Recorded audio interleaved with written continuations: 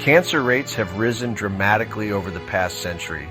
In 1900, approximately 3% of the population was diagnosed with cancer. By 1960, this figure had increased to 7%. In 2024, cancer affects nearly 40% of people during their lifetime.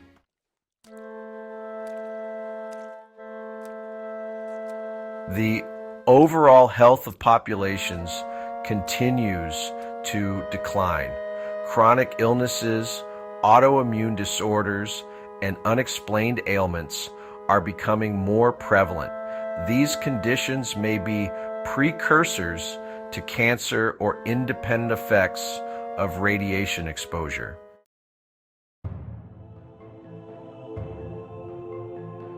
Radiation exposure causes more than just cancer. It can lead to genetic mutations, organ damage, and cognitive impairment. Many of these effects go undiagnosed or are attributed to other causes. The impact of radiation can take decades to manifest. Survivors of nuclear incidents often develop health problems years or even generations later.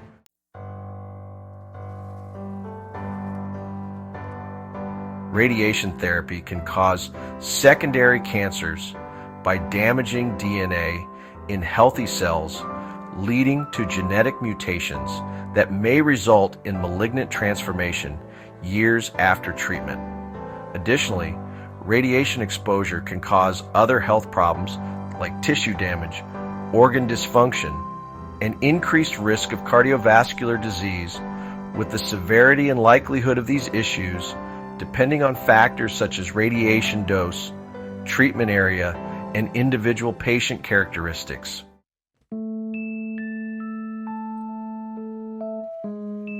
Hospitals and dental offices routinely use radiation in diagnostic and therapeutic procedures, exposing patients to varying radiation levels. The health effects of radiation depend on the dose received, with exposure to 100 MSV increasing cancer risk by 0.5%, while 1000 MSV causes radiation sickness. More severe effects occur at higher doses. 5000 MSV is lethal for 50% of people within a month, and acute exposure to 10,000 MSV causes death within weeks. For context, natural background radiation averages 2 to 3 MSV per year.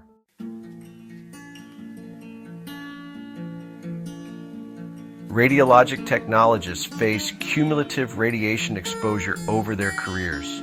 Studies show technologists receive higher doses than the public. The median annual dose for fluoroscopically guided procedures is 0.65 MSV. Long-term effects include increased cancer risk for technologists working before modern safety standards.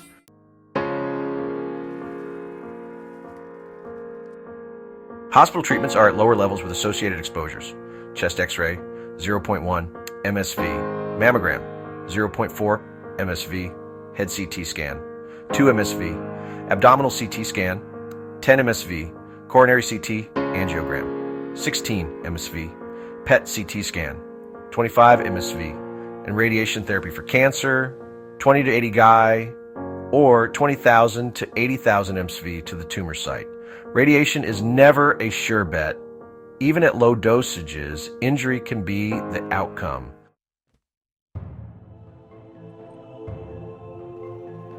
CT scans and high radiation imaging procedures raise concerns about unnecessary patient exposure. These scans provide valuable diagnostic information, but have higher radiation doses than conventional X-rays. A single CT scan exposes a patient to 1 to 10 millisieverts, equivalent to hundreds of chest X-rays.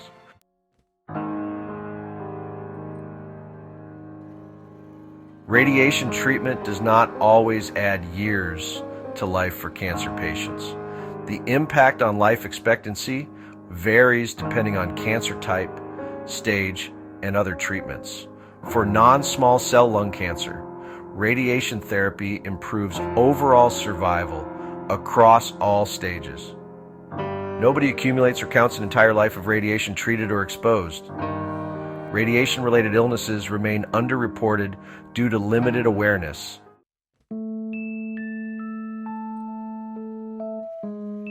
A 72-year-old patient's lifetime radiation exposure from medical imaging includes 200 dental X-rays, which is 1 millisievert, 10 CT scans, which is 100 millisieverts, and 20 chest X-rays, totaling 2 millisieverts, which altogether sums up to 103 millisieverts. This exceeds the recommended occupational exposure limit of 100 millisieverts over 5 years. Additional exposure sources include radioactive granite countertops, consuming radioactive salmon, overhead power lines, and other environmental factors. These cumulative exposures are not typically tracked or measured, potentially leading to underestimated total radiation exposure over a lifetime.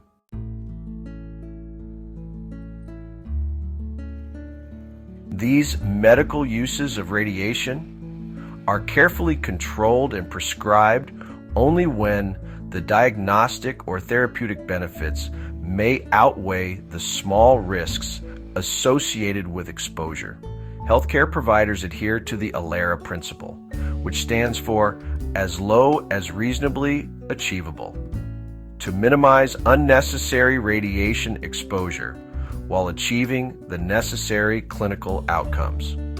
This approach ensures patients receive the benefits of these essential medical procedures while keeping radiation risks as low as possible.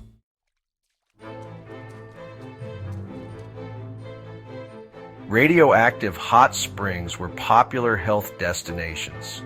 Visitors bathed in and drank radioactive water, believing it had healing properties. Some spas, like Joachimsthal, exposed patrons to doses of up to 7 millisieverts per hour. Even today, radiation therapy is used in several unconventional treatments, including radon spas in Austria and Germany, where patients bathe in radon-rich water to alleviate pain from conditions like arthritis. In Ukraine, people take radon baths to treat various ailments, including back injuries and infertility. Some clinics offer thorium-containing monazite sand baths for purported health benefits. Low-dose radiation therapy is sometimes used to treat non-malignant conditions like plantar fasciitis.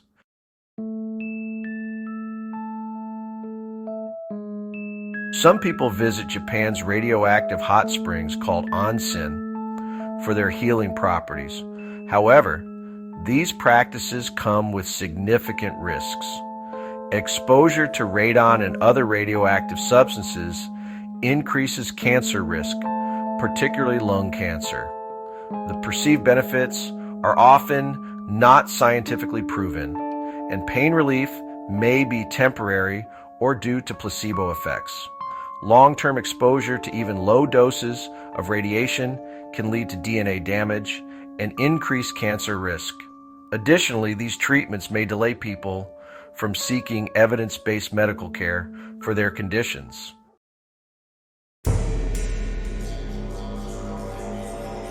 Radiation alters DNA in all living organisms. Plants, insects, and animals near contaminated sites exhibit genetic abnormalities. These changes can persist and spread through ecosystems long after the initial exposure.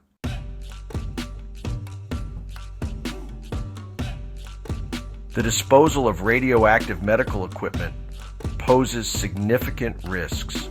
In one incident, contaminated metal from Mexican hospitals was recycled into building materials, and these radioactive studs ended up in homes across the United States.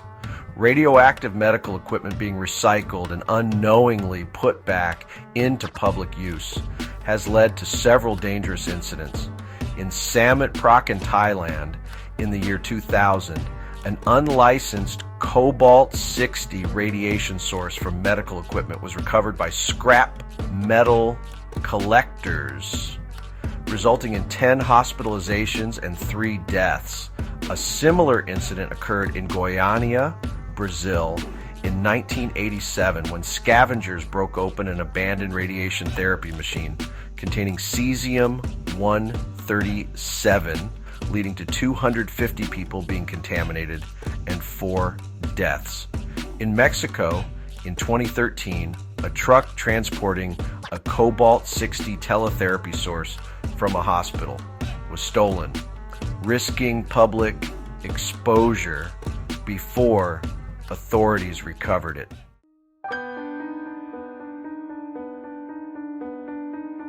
Other incidents include the 2010 Mayapuri, India case, where a research irradiator containing cobalt-60 from Delhi University was auctioned to a scrap market, resulting in 7 people being exposed to radiation and 1 death. In Ciudad Juarez, Mexico, in 1983, a scrapped cobalt-60 teletherapy source contaminated 5,000 tons of steel, which was then used to manufacture table legs and rebar, some of which were shipped to the United States and Canada. This is just one of many events that result from the improper disposal or theft of radioactive medical equipment, leading to unintended public exposure and potentially severe health consequences.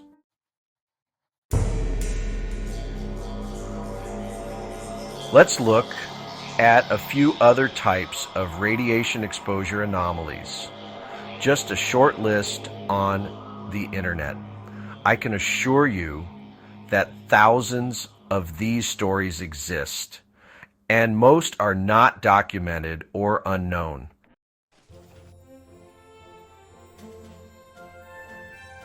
In the early 1900s, radium was hailed as a miracle cure. Companies sold radium-infused products like toothpaste, suppositories, and drinks.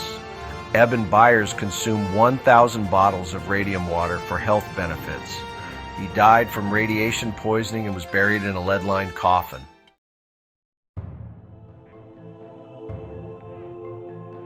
Shoe-fitting fluoroscopes were common in shoe stores from the 1920s to the 1950s. Customers placed their feet inside the machine, exposing them to harmful X-rays. In one case, a child received a dose of 116 millisieverts during a single fitting, leading to significant illness a year later. What about the thousands of other customers who were exposed?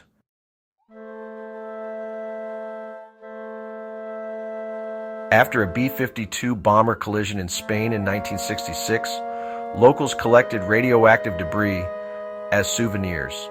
Many suffered radiation sickness from exposure to plutonium, with some receiving doses exceeding 250 millisieverts. In Goiânia, Brazil, in 1987, scrap metal scavengers found a discarded radiotherapy unit containing cesium-137. They took it home and distributed the glowing blue powder. 250 people were contaminated, with many fatalities. Some individuals received doses of up to 7,000 millisieverts.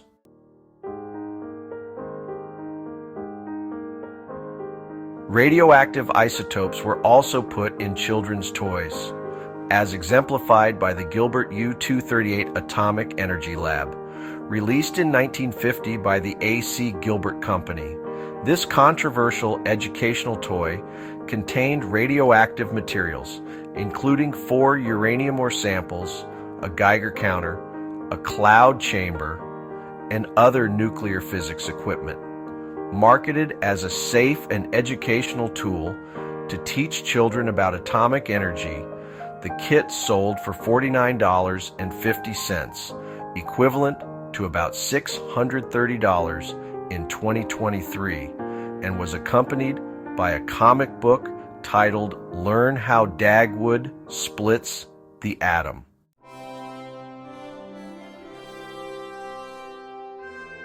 When my brother and I were 7 and 6, we found a glow-in-the-dark ball and cut it open. Fascinated by the glowing liquid inside, we painted our faces with it, unaware of its dangers. We scared our grandmother, who freaked out and threw us into the shower. Thank you, Star Mama. Rest in peace. Ironically, this happened while our father was dying in Arizona from leukemia caused by his work at GE Nella Park, where he helped invent radioactive light bulbs.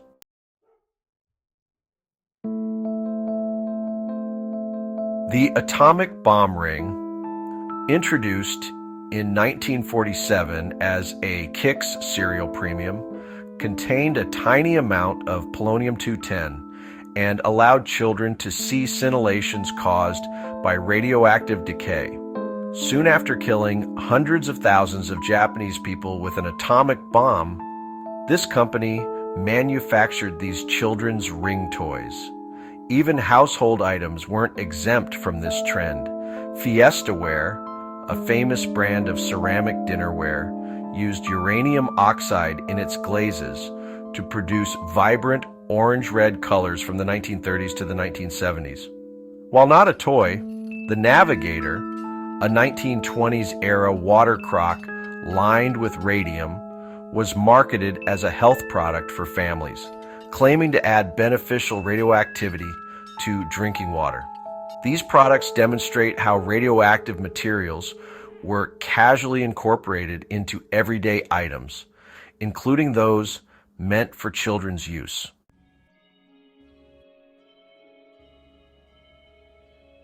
If you're my age or older, you probably had one of those glow-in-the-dark alarm clocks. These tiny white clocks hummed and emitted a significant electromagnetic field. What about the millions of people who own these? The Western Clock Manufacturing Company, known as Westclocks, was a significant producer of these clocks. Founded in 1888, Westclocks became famous for its Big Ben and Baby Ben models, selling over 50 million units by the early 1960s. Their clocks were famous for their functionality and luminous dials that glowed in the dark, making them a staple in many households. However, the electromagnetic fields these clocks emit have raised concerns about potential health risks. Studies have shown that prolonged exposure to EMF may be linked to various health issues, including sleep disturbances and increased cancer risk. While many people enjoyed the convenience of these clocks, the long-term effects of EMF exposure remain a topic of discussion. Reflecting on my childhood experiences with that clock and painting my face with radioactive isotopes, I wonder how it may have impacted my health.